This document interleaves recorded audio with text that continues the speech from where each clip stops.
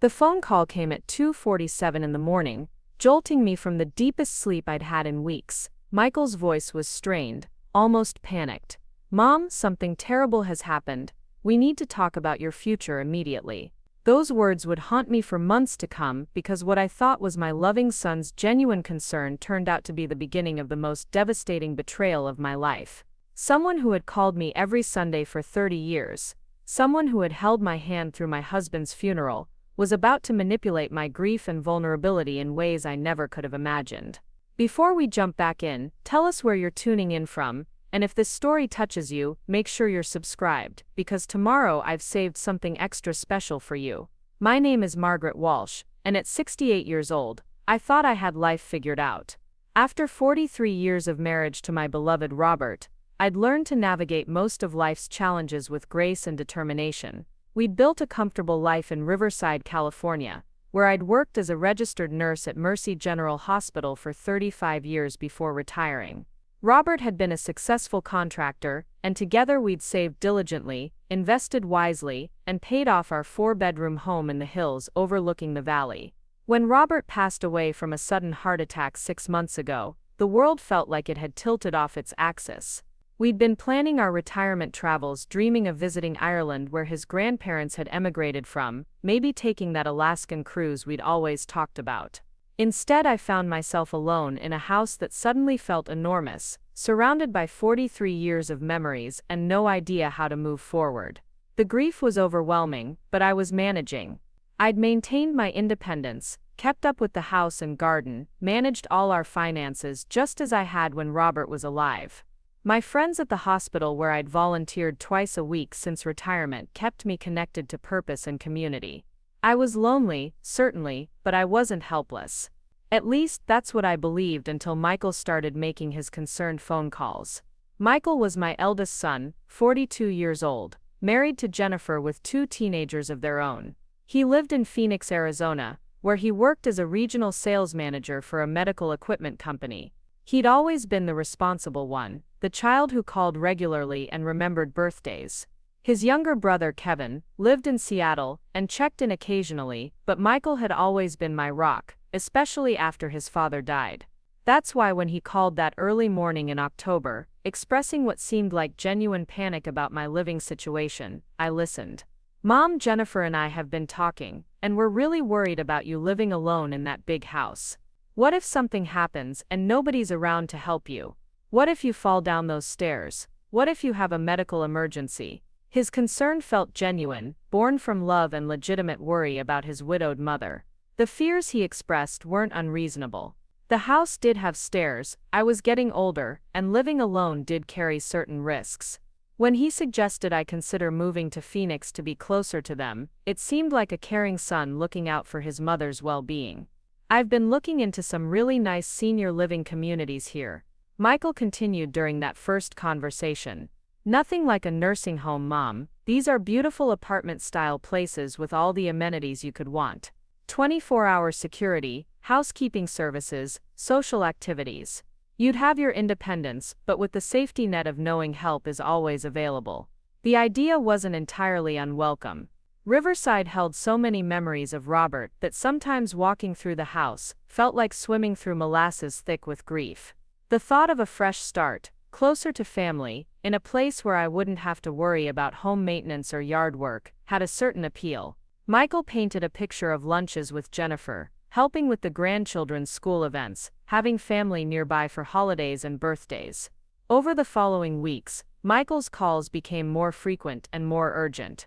He'd found brochures for several communities he wanted me to look at. He'd spoken with real estate agents about the best way to sell the house quickly. He'd even researched moving companies that specialized in helping seniors relocate. His enthusiasm was infectious, and his planning seemed so thorough and caring.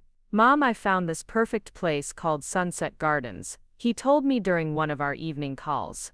"It's got a beautiful courtyard, a library, even a small chapel. The apartments have full kitchens, so you can still cook when you want to, but there's also a dining room with chef-prepared meals. And the best part is, it's only 15 minutes from our house." Jennifer got on the phone during several of these conversations, adding her own gentle pressure. "Margaret, we'd love to have you closer. The kids miss their grandmother, and I know they'd love to spend more time with you. Plus, I worry about you being so far away. If something happened, it would take us hours to get to you. The distance was a valid concern. Phoenix was a 6-hour drive from Riverside, and while I was still capable of making that trip, it wasn't something I wanted to do regularly, especially as I got older. The idea of being close enough for regular visits, close enough that they could check on me easily, seemed like a reasonable consideration for someone in my position. Michael offered to fly out the following month to help me start the process. He'd take time off work, he said, to help me sort through belongings, meet with real estate agents, and begin planning the logistics of such a major move. His willingness to invest his time and energy in helping me transition felt like proof of his genuine love and concern.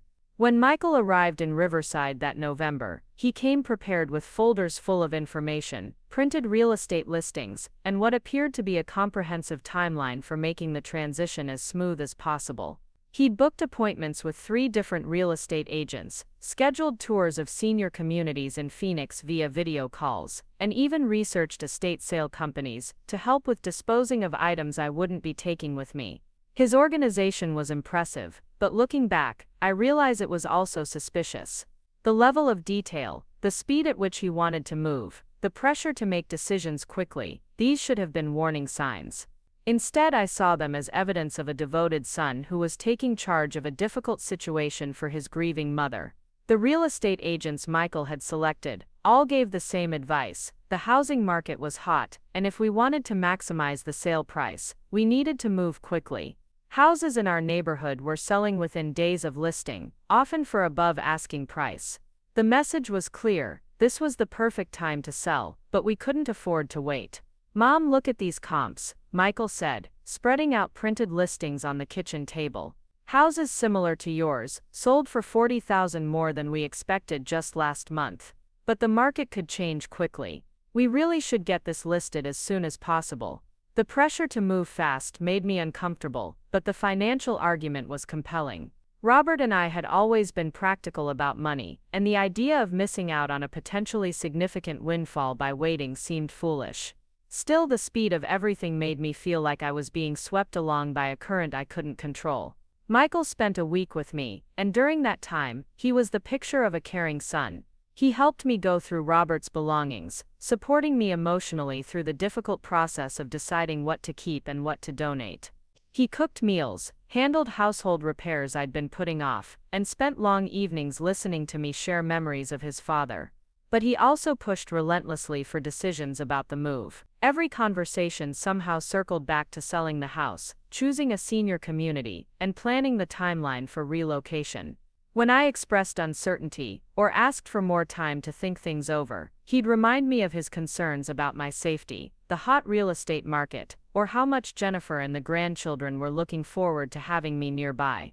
"Mom, I know this is overwhelming," he said one evening as we sat in the living room where Robert and I had spent so many quiet nights together.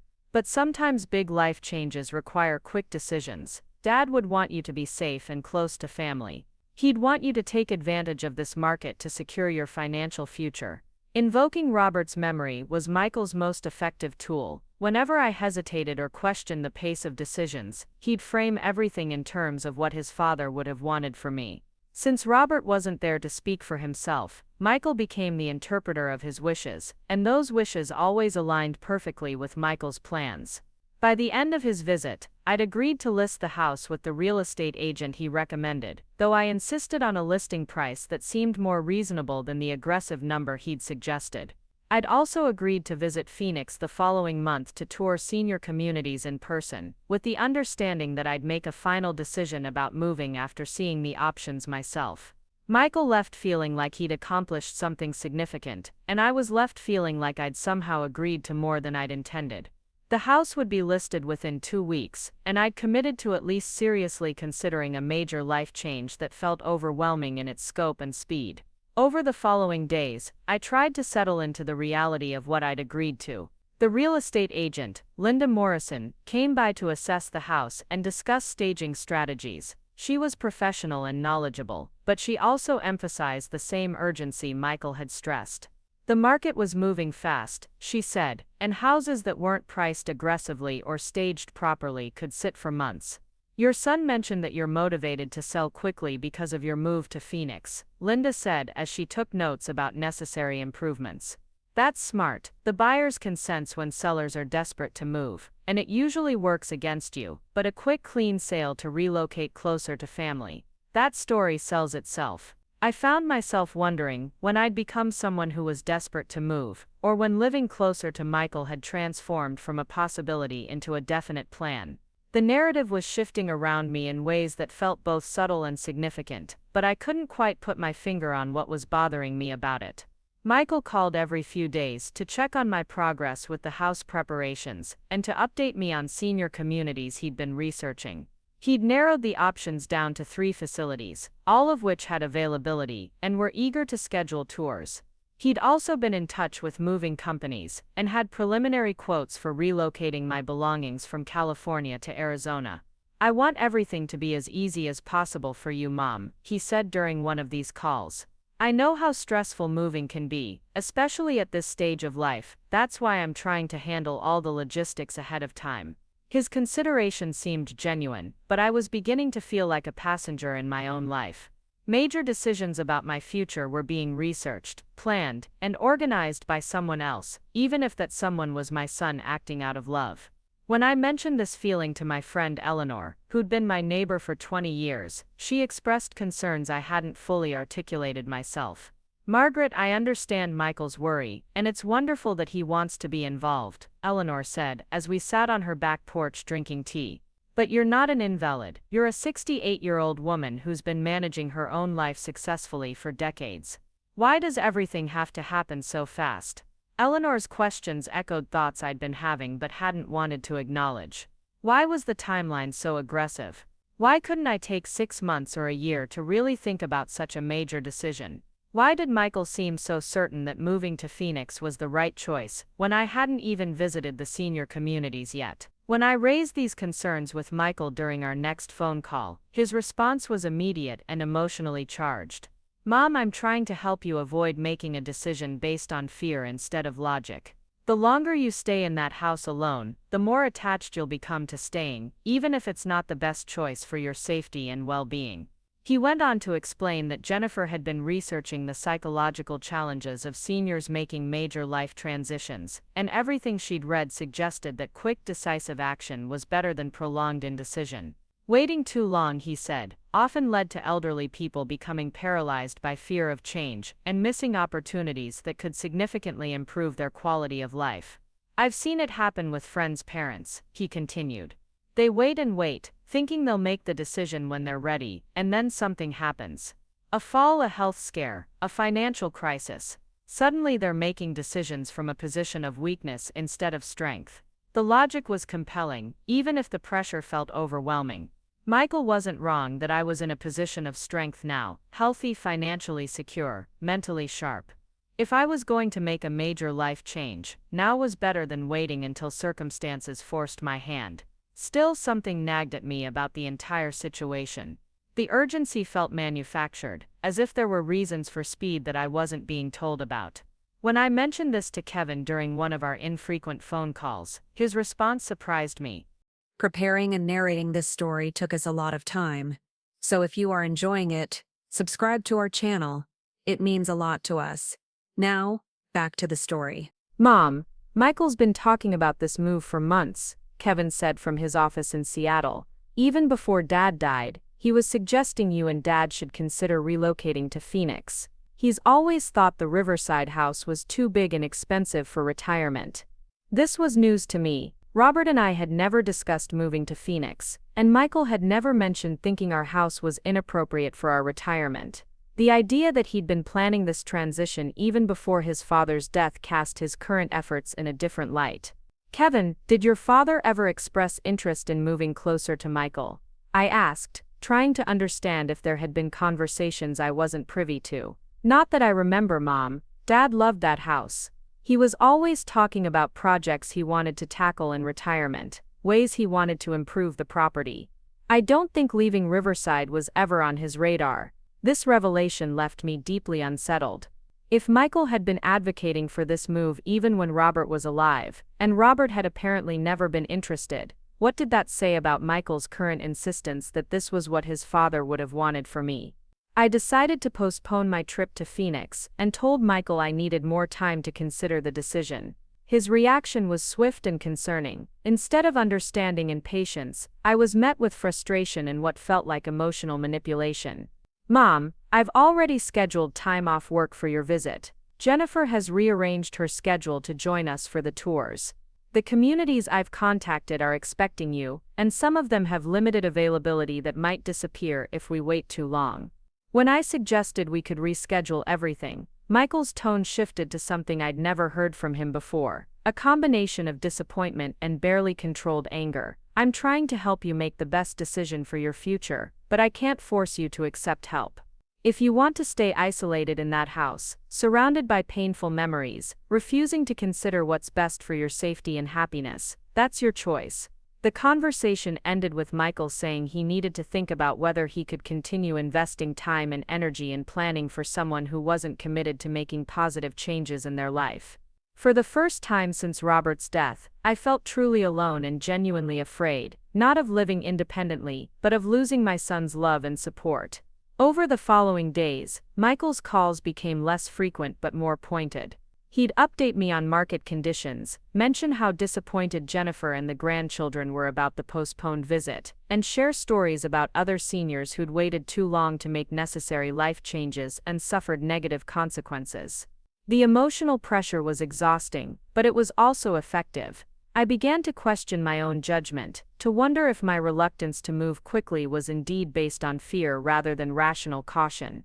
Michael had always been the practical one, the planner, the child who thought through consequences and made responsible decisions.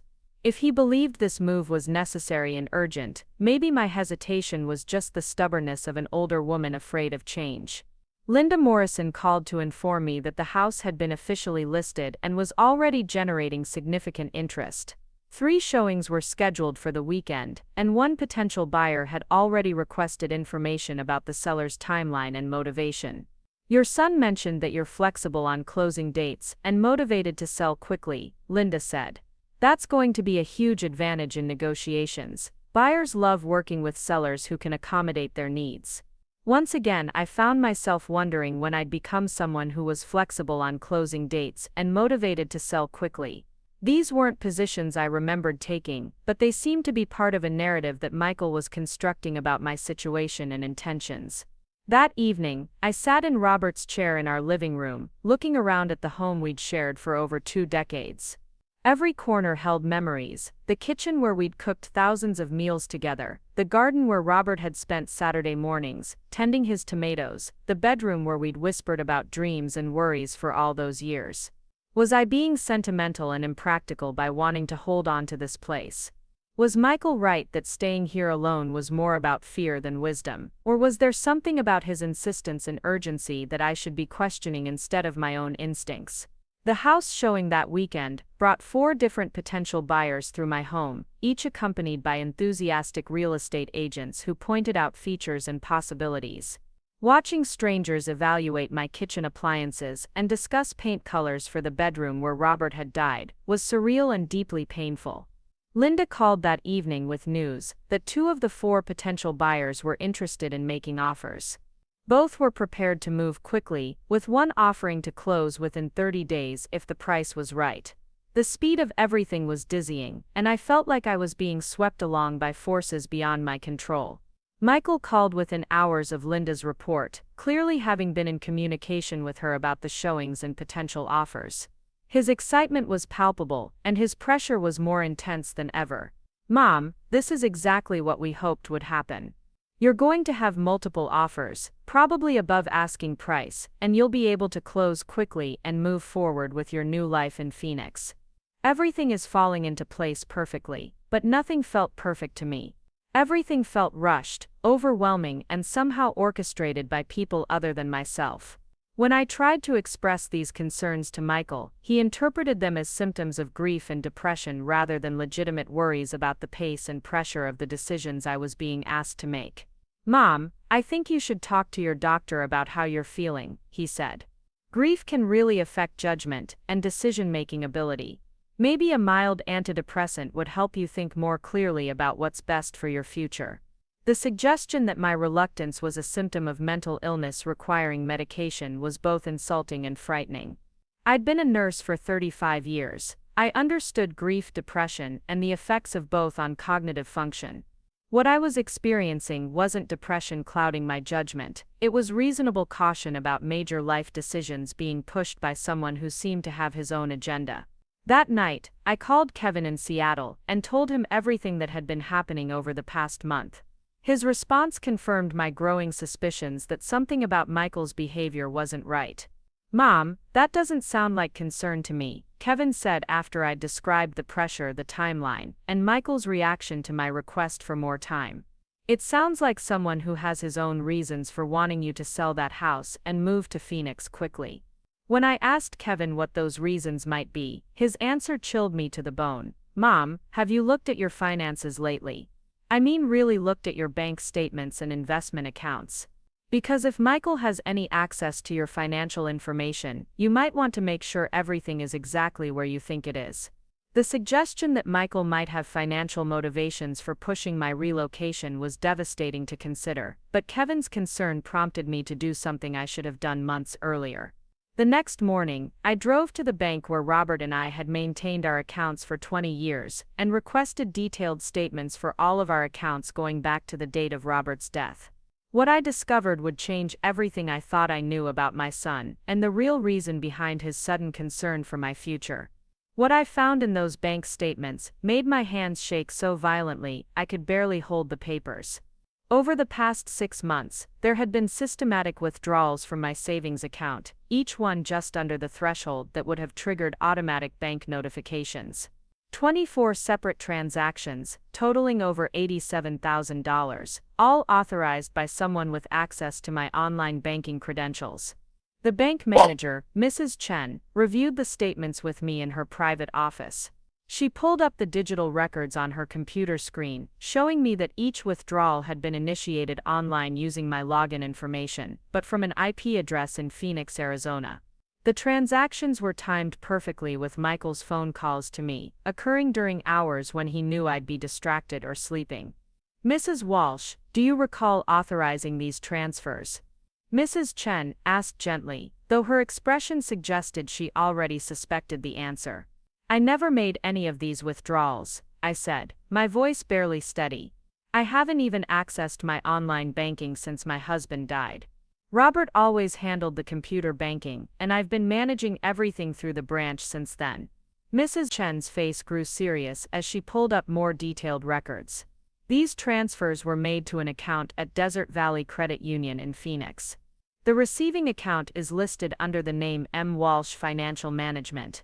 "Do you have any knowledge of this account, or this business entity?" The room seemed to spin around me as the full scope of Michael's deception became clear. He hadn't just been pressuring me to sell my house and move to Phoenix out of concern for my well-being.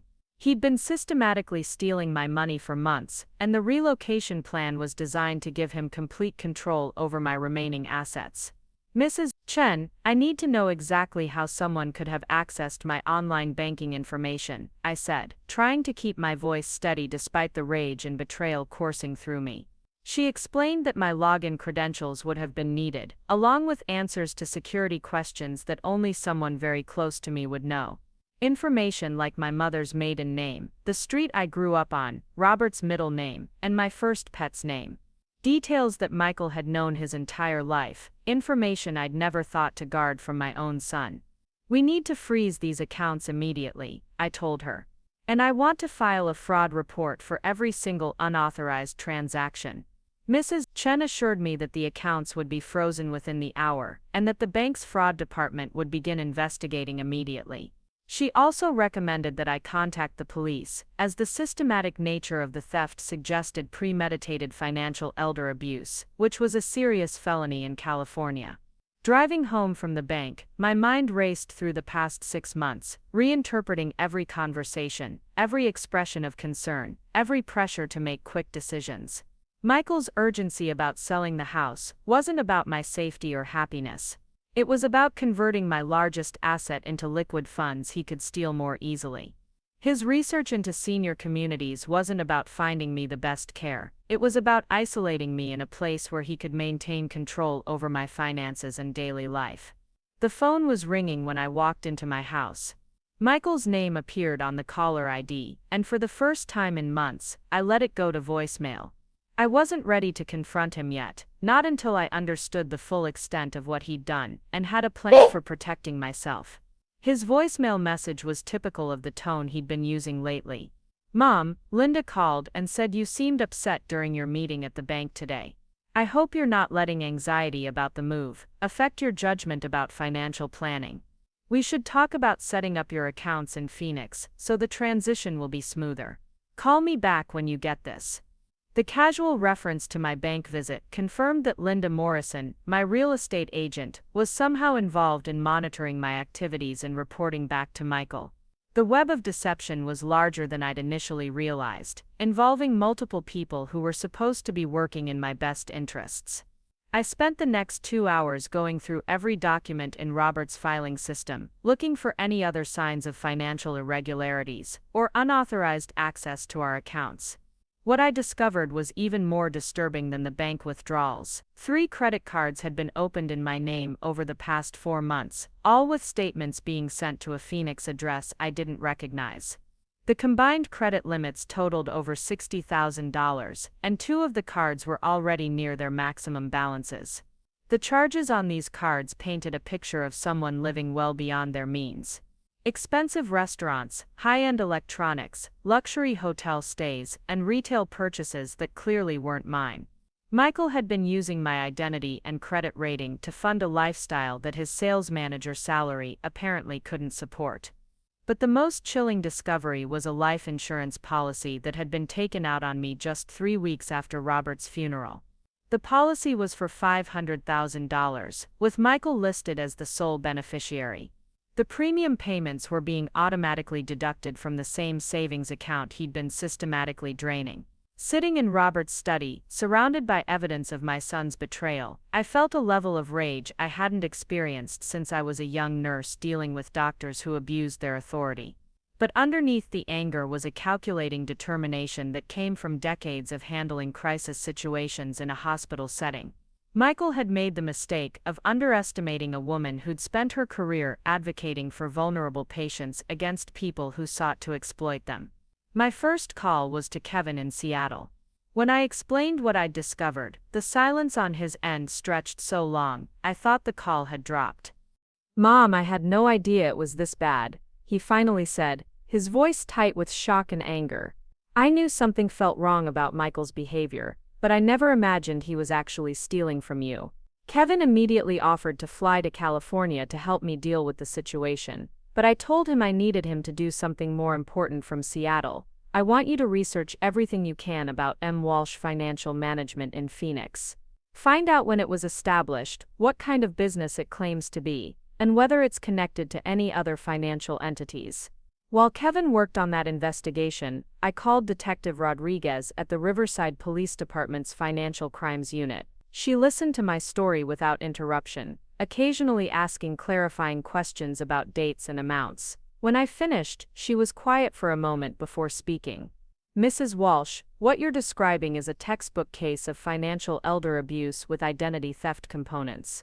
The systematic nature of the withdrawals, the credit cards, the life insurance policy, this shows a level of planning and premeditation that suggests your son has been preparing for this for some time." Detective Rodriguez explained that cases like mine were becoming increasingly common as adult children faced their own financial pressures and saw their aging parents as potential sources of funds. The emotional manipulation was often as devastating as the financial theft, because victims had to grapple not just with the loss of money, but with the betrayal by someone they'd trusted completely. "The good news is that you've discovered this while you're still in control of most of your assets," she continued. "Many victims don't realize what's happening until they're completely financially dependent on the person who's been stealing from them." Detective Rodriguez scheduled a meeting for the following morning to take a formal statement and begin the process of building a criminal case against Michael. She also provided me with information about freezing my credit reports and changing all of my online account passwords. That evening, Linda Morrison called to discuss the offers that had come in on my house. Both potential buyers were proposing purchase prices above my asking amount, with one offering to close in just 2 weeks if I could be flexible on certain terms. "This is exactly the kind of market response we hoped for," Linda said enthusiastically. "Your son was right about timing this sale perfectly. Are you ready to accept one of these offers?" Instead of answering her question, I asked one of my own. "Linda, how long have you been providing Michael with updates about my activities and financial meetings?" The silence that followed told me everything I needed to know. When Linda finally responded, her voice had lost its professional cheerfulness. "I'm not sure what you mean, Mrs. Walsh. I've been keeping your son informed about the sale process because he asked me to include him in communications about your transaction. Did I ever authorize you to share information about my personal financial business with Michael?" Another pause. "He's your son and seemed very involved in helping you with this major life transition. I assumed you'd want him kept informed about relevant developments." I terminated my listing agreement with Linda Morrison that night and informed her that any further contact regarding my property should go directly through my attorney. The betrayal by someone I'd trusted to represent my interest professionally was almost as infuriating as Michael's theft, because it highlighted how many people were willing to collaborate in exploiting an elderly woman if they thought it served their own interests.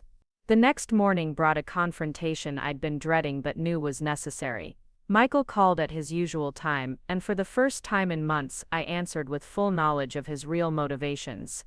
"Good morning, Michael," I said, keeping my voice neutral and controlled. "Mom, I've been worried about you.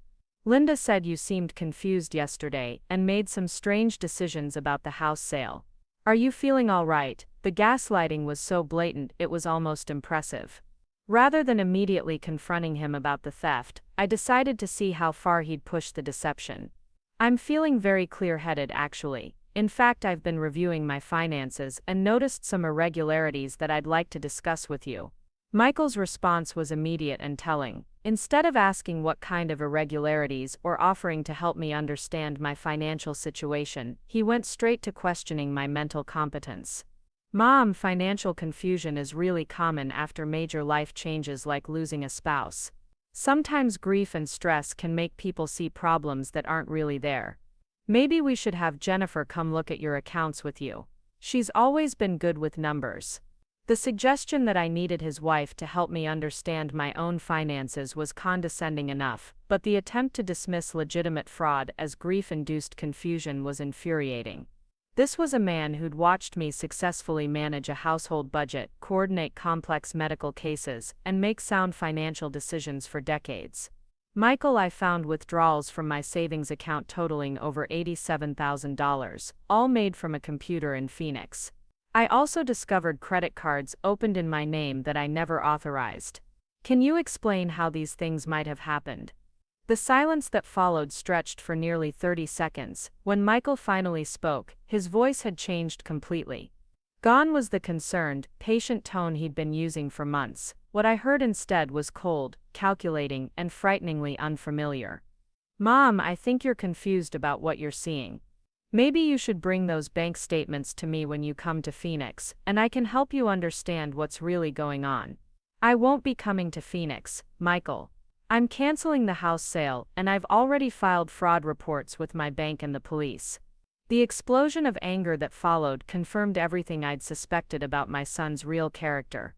The caring, concerned facade disappeared entirely, replaced by someone I didn't recognize.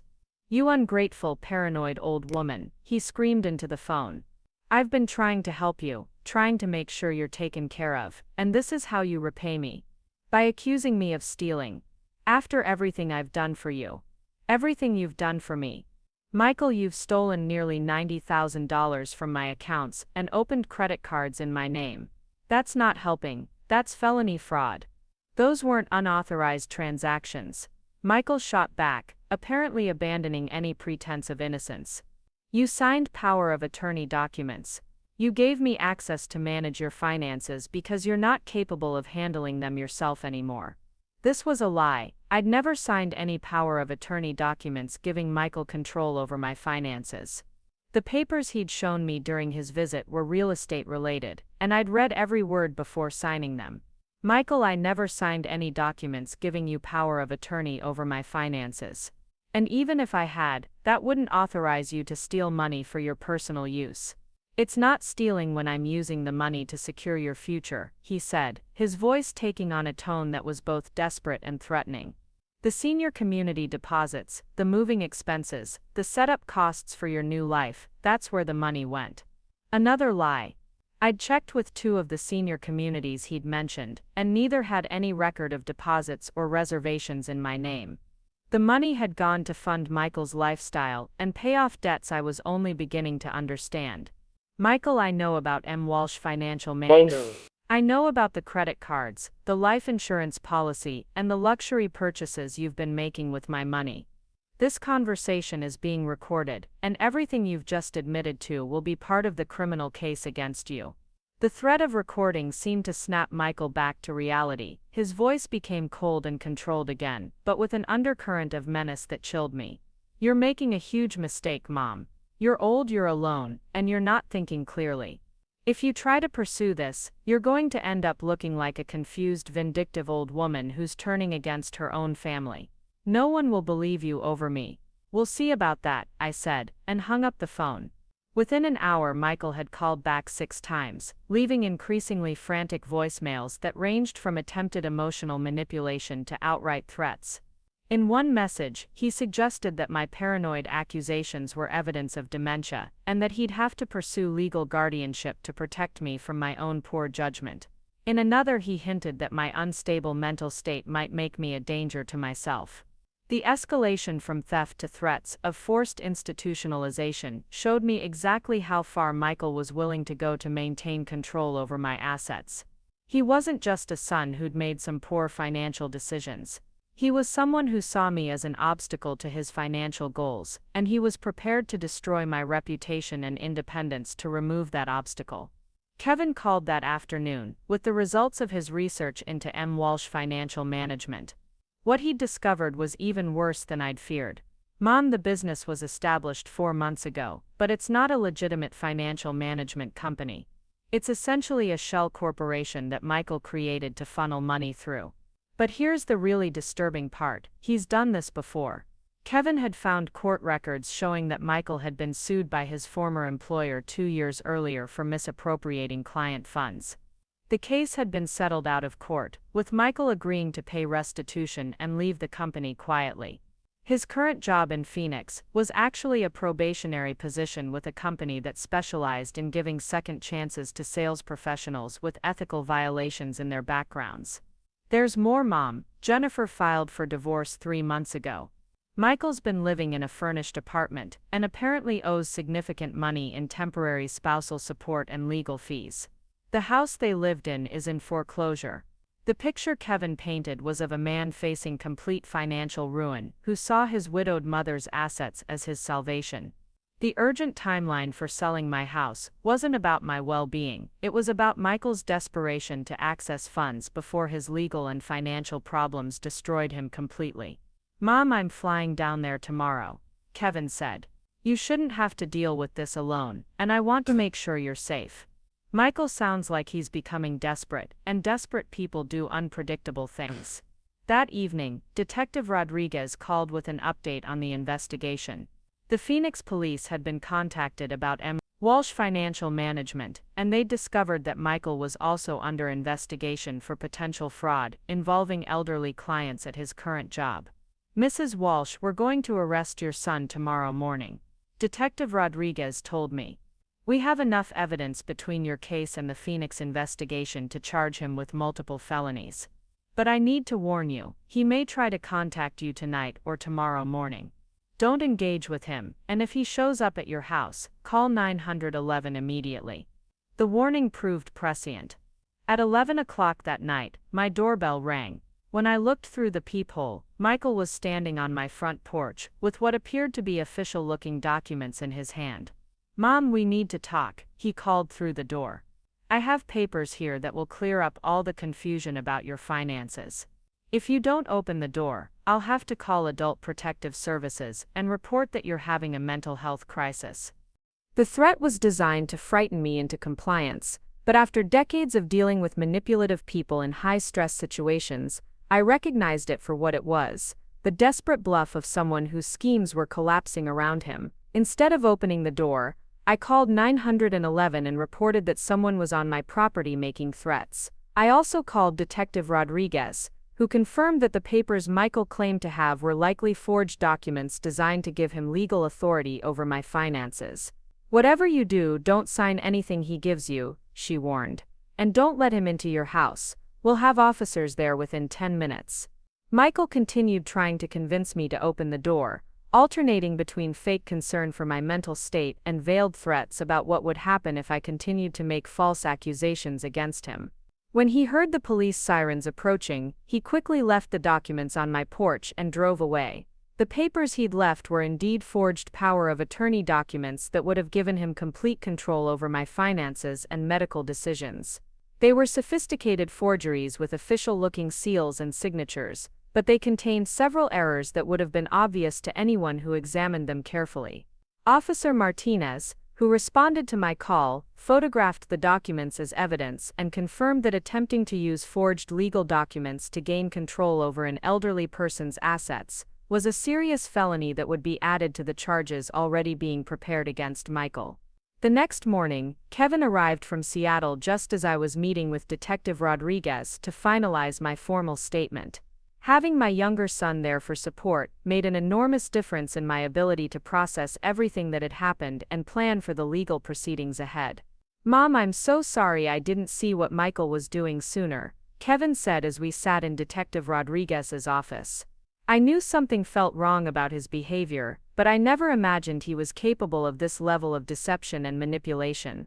Detective Rodriguez assured us both that Michael's behavior had been carefully calculated to avoid detection for as long as possible. "He targeted your mother at her most vulnerable time, used legitimate concerns about aging and safety to justify his involvement in her finances, and created artificial urgency around major decisions to prevent her from thinking too carefully about what was happening." The detective explained that this pattern was common in financial elder abuse cases involving family members. The perpetrators often started with small betrayals of trust and gradually escalated to major theft, using emotional manipulation and gaslighting to maintain control over their victims. Michael was arrested that afternoon at his workplace in Phoenix. The charges included financial elder abuse, identity theft, fraud, and attempted extortion. The Phoenix police also charged him with related crimes involving other elderly clients whose financial information he'd accessed through his job. The arrest made local news in Phoenix, and Kevin showed me the online article that described Michael as part of a larger investigation into financial crimes targeting seniors. Reading about my son in the context of a criminal enterprise was surreal and devastating, but it also confirmed that I'd been right to trust my instincts about his behavior. Over the following weeks, the full scope of Michael's financial crimes became clear through the investigation. He'd stolen over $120,000 from my accounts when the credit card fraud was included. He'd also attempted to forge documents that would have given him access to Robert's life insurance payout and retirement accounts. But perhaps most disturbing was the discovery that Michael had been researching my daily routines and health information to determine the best time to escalate his plans. Police found notes in his apartment detailing my grocery shopping schedule, medical appointments, and social activities. He'd been planning to claim I was mentally incompetent and needed guardianship, which would have given him complete control over my life and assets. The life insurance policy he'd taken out on me included a clause that would have paid double benefits if my death was deemed accidental. Detective Rodriguez explained that this type of policy, combined with Michael's research into my routines and his escalating financial desperation, suggested he may have been planning something even more sinister than theft. "Mrs. Walsh, I believe you're very fortunate that you discovered his activities when you did," she told me during one of our meetings. "The pattern we're seeing suggests that Michael was moving toward more extreme measures to resolve his financial problems." The trial was scheduled for 6 months later, but Michael's attorney advised him to accept a plea agreement rather than face a jury. He ultimately pleaded guilty to multiple felony charges and was sentenced to 8 years in prison, with an order to pay full restitution for the money he'd stolen. During the sentencing hearing, I was given the opportunity to make a victim impact statement. Standing in that courtroom, looking at the son I'd raised and loved for 42 years, was one of the most difficult moments of my life. Your Honor, the financial theft was devastating, but the emotional betrayal was worse, I said, reading from a statement I'd spent weeks preparing. Michael didn't just steal my money, he stole my trust in my own judgment, my sense of safety in my own home, and my faith in the family bonds I thought were unbreakable. I told the court about the months of gaslighting, the manipulation of my grief, and the way Michael had used my love for him as a weapon against me. He didn't just commit crimes against my finances, I concluded.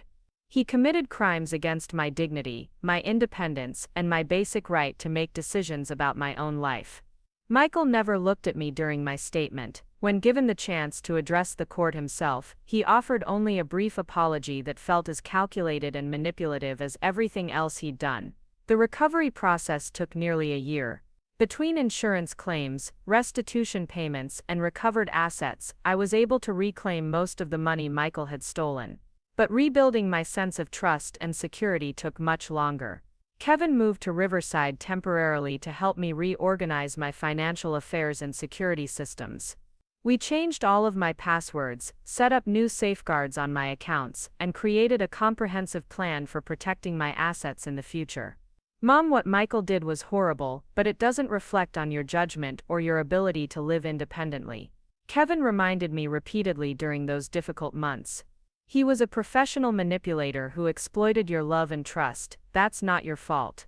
With Kevin's support, I decided to stay in Riverside rather than relocating. The house held too many good memories with Robert to abandon because of Michael's betrayal. Instead, I focused on rebuilding my social connections and finding new purposes for this stage of my life. I became a volunteer advocate for other elderly fraud victims, working with Detective Rodriguez's department to help them understand the emotional impact of financial crimes and the recovery process. My nursing background and personal experience made me effective at supporting other families dealing with similar betrayals. Every case teaches us something new about how these crimes develop and how to prevent them. Detective Rodriguez told me during one of our follow-up meetings. Your willingness to share your story and help other victims is making a real difference in our ability to protect vulnerable seniors.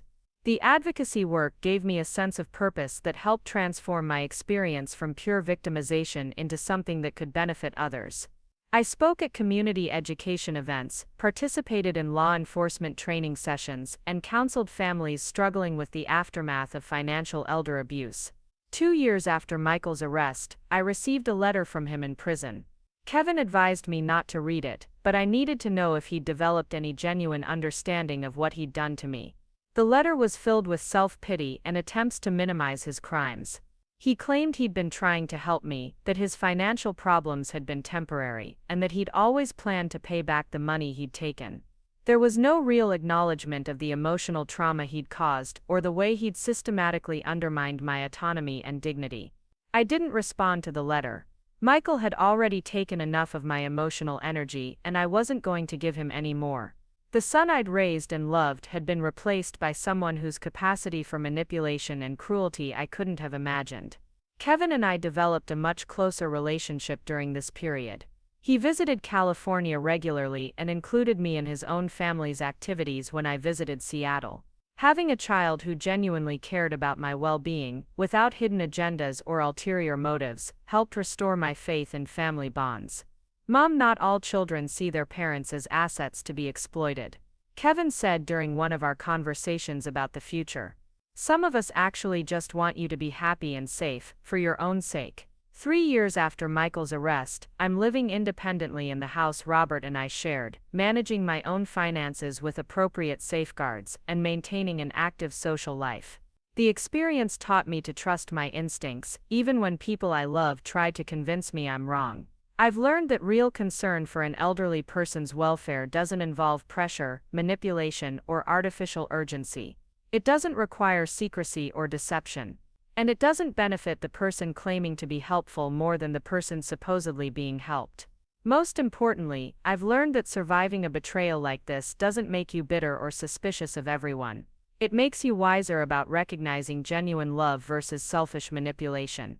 The people who truly care about you will respect your autonomy, support your independence, and trust your judgment, even when they disagree with your decisions. My story isn't unique. Financial elder abuse by family members is increasingly common, and the emotional manipulation that accompanies it can be as devastating as the theft itself. But recovery is possible, both financially and emotionally, when you have support from people who genuinely care about your well-being. Today I'm grateful for the life I've rebuilt, the relationships I've strengthened, and the opportunity to help other families avoid the betrayal I experienced. The house Robert and I shared is still my home, my finances are secure and properly protected, and my future is in my own hands, where it belongs. Michael will be eligible for parole in 4 more years. I don't know if he'll try to contact me when he's released, but I do know I'm prepared to protect myself if he does.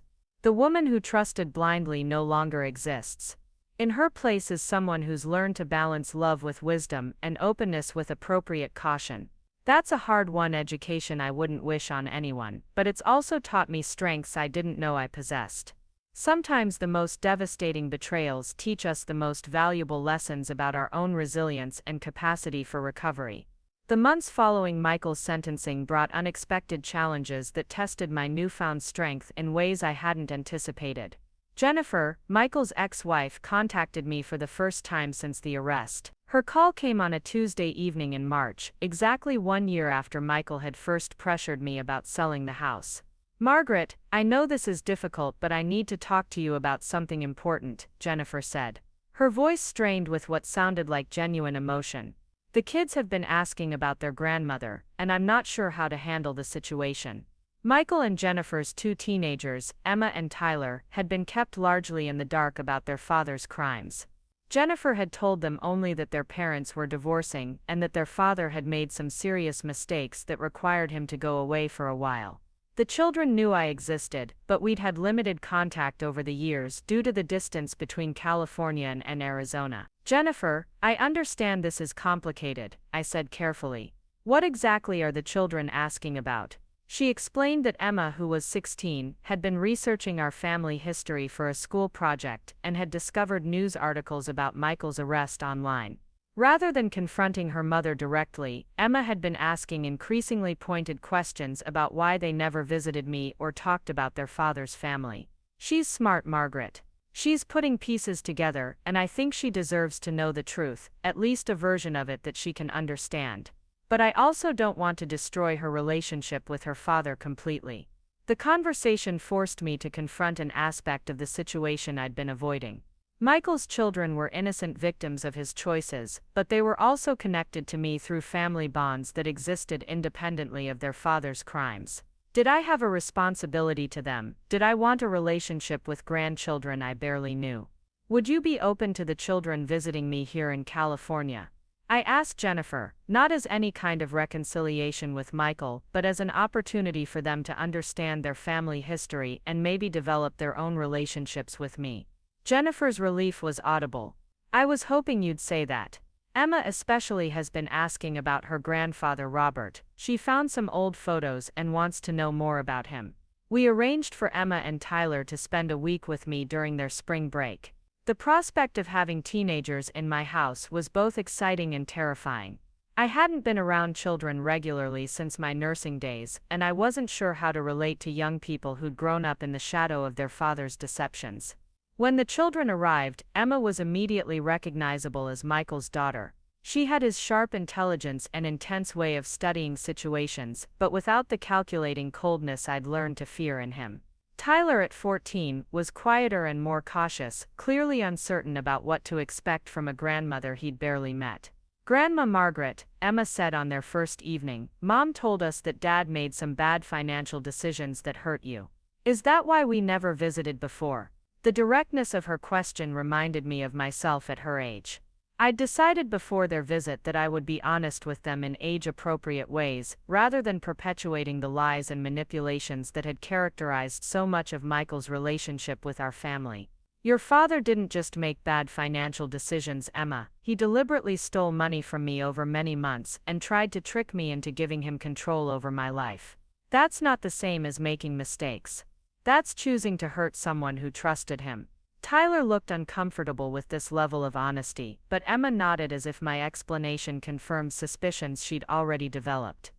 I found some of the court documents online, she admitted. I know he went to prison. I just don't understand why he would do something like that to his own mother. Over the following days, I shared stories about Robert, about my nursing career, and about the life Michael had grown up in. I wanted them to understand that their father had been raised with love, stability, and strong moral guidance. His choices as an adult weren't the result of a difficult childhood or lack of opportunities. Your grandfather Robert was the most honest man I ever knew, I told them as we looked through photo albums in the living room. He taught your father about integrity, hard work, and treating people with respect. Michael knew better than to do what he did. He chose greed over family, and that choice has consequences. Emma was fascinated by Robert's construction business and spent hours looking at photos of projects he'd completed. Tyler was more interested in hearing about my work as a nurse and the different types of medical emergencies I'd handled over the years. Grandma, were you scared when you realized what Dad was doing to you? Tyler asked one evening as we sat on the back patio. Terrified, I answered honestly. Not just because of the money, but because I realized that someone I'd loved and trusted my entire life had been lying to me for months. It made me question my own judgment about everything. But you figured it out, Emma pointed out. You stopped him and got most of your money back. That's pretty badass for someone his age. Her casual admiration for my handling of the situation was both touching and empowering. These young people saw me not as a victim who'd been foolish enough to trust the wrong person, but as someone who'd fought back against exploitation and won. During their visit, I also introduced them to Kevin, who flew down from Seattle to meet his niece and nephew for the first time. The contrast between Kevin's genuine warmth and Michael's calculated manipulation was stark, and both children noticed the difference immediately. Uncle Kevin asks questions because he's actually interested in our answers, Emma observed after spending an afternoon with him. Dad always asked questions like he was trying to find out something specific that he could use later. The insight was remarkable coming from a 16-year-old, but it showed how perceptive children can be about adult motivations when they're not being actively deceived. Emma had apparently noticed patterns in her father's behavior long before his arrest, even if she hadn't understood what they meant at the time.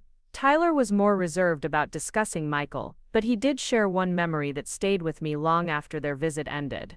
Dad used to get really angry when Mom wanted to call you or visit, he said quietly. He always had reasons why it wasn't a good time or why you were too busy with other things. I thought you didn't want to see us. The realization that Michael had been isolating me from his children for years, preventing relationships that might have made his later manipulation more difficult, added another layer to my understanding of how calculated his behavior had been.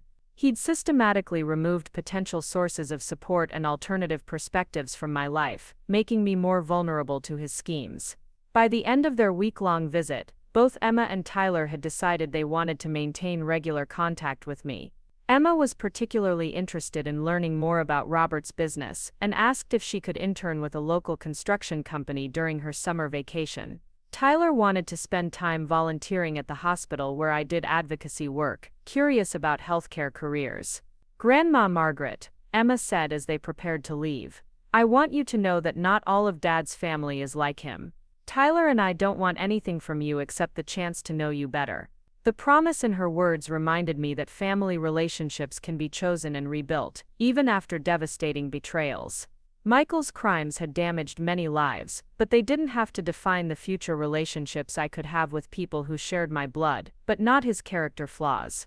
Jennifer called a few weeks after the children returned to Arizona, with news that both surprised and encouraged me. Margaret Emma has been asking if she can change her last name. She doesn't want to be associated with Michael's reputation, and she's thinking about applying to colleges using a different name. The request showed how seriously Emma was taking the lessons she'd learned about character and consequences. At 16, she was already understanding that our choices define us more than our genetics, and that she had the power to choose who she wanted to become as an adult. What does Tyler think about that? I asked. He's not ready to make that kind of statement yet, but he's definitely thinking about the kind of person he wants to be. Your honesty with them about Michael's actions seems to have helped them process the situation in healthy ways. The conversation with Jennifer led to a broader discussion about the children's futures and my potential role in supporting them. Emma was academically gifted and interested in pursuing engineering or architecture, fields where Robert's influence on her thinking was already apparent. Tyler was considering pre-med programs, inspired by the stories I'd shared about nursing and patient advocacy. Jennifer, I'd like to help with their college expenses, I told her. Not as any kind of replacement for their father's support, but as an investment in their futures from someone who believes in their potential. Jennifer was initially reluctant to accept financial help, worried about creating complicated family dynamics or obligations. But I explained that supporting my grandchildren's education was something I wanted to do for my own satisfaction, not as a way to control or manipulate their choices. Michael used money as a weapon and a tool for control, I said. I want to use it as a way to create opportunities and show love. Those are very different things. We established education funds for both children, with clear guidelines that the money was theirs to use for college and graduate school expenses, regardless of what career paths they chose, or how their relationships with various family members evolved over time. The experience of building relationships with Emma and Tyler also changed my perspective on forgiveness and moving forward. I couldn't forgive Michael for what he'd done to me, and I didn't feel obligated to try. But I could choose to build positive relationships with people who were connected to him without letting his crimes define those connections. 3 months after the children's visit, I received an unexpected call from Dr. Sarah Chen, a researcher at UC San Diego who was studying financial elder abuse patterns. She'd read about my case in law enforcement publications and wanted to interview me for a research project examining recovery strategies and long-term outcomes for victims. Mrs. Walsh, your case is unusual because you discovered the abuse relatively early and were able to take decisive action to protect yourself. Dr. Chen explained. Most victims don't realize what's happening until much later in the process, when they've lost more assets and suffered more psychological damage. The interview process was intensive, involving detailed questionnaires about my experience, psychological assessments of my current functioning, and analysis of the strategies I'd used to rebuild my financial security and emotional well-being. Dr. Chen was particularly interested in the role my professional background had played in my ability to recognize and respond to manipulation. Your nursing experience gave you familiarity with crisis situations and advocacy skills that many elderly abuse victims don't have, she noted. You were also accustomed to questioning authority and making independent judgments about complex situations. The research participation led to opportunities to contribute to educational materials and training programs for healthcare workers, law enforcement officers, and social service providers who work with elderly abuse victims. My story became a case study in early detection and effective response strategies. The most important message from your experience, Dr. Chen told me, is that family relationships don't automatically deserve trust, and that maintaining independence and autonomy is crucial for elderly safety. Your willingness to question Michael's behavior and seek outside verification probably saved your life. The research also revealed disturbing statistics about family-perpetrated financial abuse that put my experience in broader context. Adult children were responsible for over 60% of financial crimes against elderly parents, often using emotional manipulation and artificial urgency to prevent their victims from seeking help or second opinions. The tragedy, Dr. Chen explained, is that many victims never report these crimes because they're ashamed of being fooled by someone they loved, or because they're afraid of destroying family relationships. They end up protecting their abusers instead of themselves. My advocacy work expanded to include speaking at professional conferences and contributing to policy discussions about protecting elderly Americans from financial exploitation. The personal experience that had nearly destroyed my life became a platform for helping prevent similar tragedies for other families. During one of these speaking engagements, I met another woman whose adult son had attempted very similar financial manipulation. Margaret Torres, a retired teacher from San Antonio, had discovered her son's theft before he could complete his plans, but the emotional trauma had left her isolated and suspicious of everyone around her. I can't trust my own judgment anymore, she told me during a break in the conference program. If I was wrong about my own son, how can I believe I'm right about anyone else? Her struggle was one I recognized from my own recovery process. The betrayal doesn't just steal money and independence, it undermines confidence in our ability to assess people and situations accurately. Rebuilding that confidence requires time, support, and often professional help. Margaret, being fooled by a professional manipulator doesn't mean your judgment is flawed, I told her. It means someone with decades of practice at deception targeted you specifically because you were a loving, trusting mother. That's not a character flaw, it's a vulnerability that predators exploit. We stayed in contact after the conference, and watching Margaret Torres rebuild her confidence and independence became one of the most rewarding aspects of my advocacy work. She eventually moved to a senior community by choice rather than pressure, maintained control of her finances with appropriate safeguards, and developed new friendships with people who valued her for herself rather than her assets. You showed me that being cautious doesn't mean being bitter, she told me during one of our phone conversations.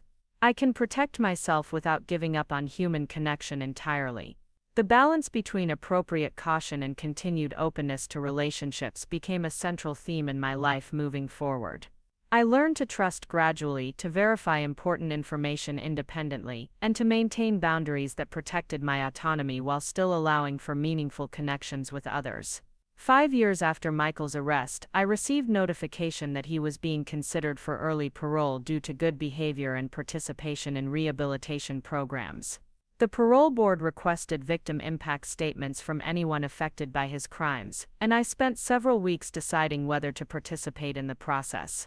Ultimately, I chose to submit a written statement opposing early release, not out of vindictiveness, but because I believed Michael needed to serve his full sentence to truly understand the consequences of his actions. The rehabilitation programs he'd participated in were valuable, but they didn't erase the systematic nature of his crimes, or the ongoing impact on his victims. Michael Walsh didn't steal from me impulsively or out of desperation, I wrote in my statement. He planned and executed a months-long campaign of manipulation, theft, and psychological abuse against his own mother. Early release would send the message that elder abuse by family members is somehow less serious than other crimes. The parole board ultimately denied Michael's early release application, and he remained incarcerated to serve his full sentence. I felt no satisfaction in this outcome, only a sense that justice was being served appropriately. Kevin supported my decision to oppose early parole, understanding that protecting other potential victims was more important than family reconciliation. "Mom, some bridges can't be rebuilt, and some shouldn't be," he said. Michael made choices that have permanent consequences, and accepting those consequences is part of taking responsibility for what he did. The experience taught me that forgiveness and justice aren't mutually exclusive, but they also aren't required to coexist. I could move forward with my life without forgiving Michael, and I could support appropriate consequences for his actions without being consumed by anger or desire for revenge. Today, as I approach my 75th birthday, I'm living a life that's richer and more purposeful than I could have imagined during those dark months when Michael was systematically betraying my trust. The advocacy work, the relationships with Emma and Tyler, the friendships with other survivors, and the ongoing connection with Kevin have created a support network based on genuine care, rather than manipulation. The house that Michael tried to force me to sell remains my home, filled now with new memories and purposes. Emma visits every summer, and has decided to pursue architectural engineering, inspired partly by her grandfather Robert's legacy. Tyler is studying pre-med and volunteers at the hospital during his school breaks, carrying forward my commitment to helping vulnerable people. The money Michael stole has been recovered and reinvested in ways that support my independence and enable my advocacy work. But more importantly, the confidence and wisdom I've gained through surviving his betrayal have proven to be invaluable assets that no one can steal or manipulate. My story continues to evolve, shaped now by choices I make freely rather than circumstances imposed by others. That transformation from victim to survivor to advocate represents the most meaningful victory I could have achieved over someone who tried to rob me of my autonomy and dignity. The lessons learned through betrayal have become strengths that serve not only my own future, but the futures of other families facing similar challenges.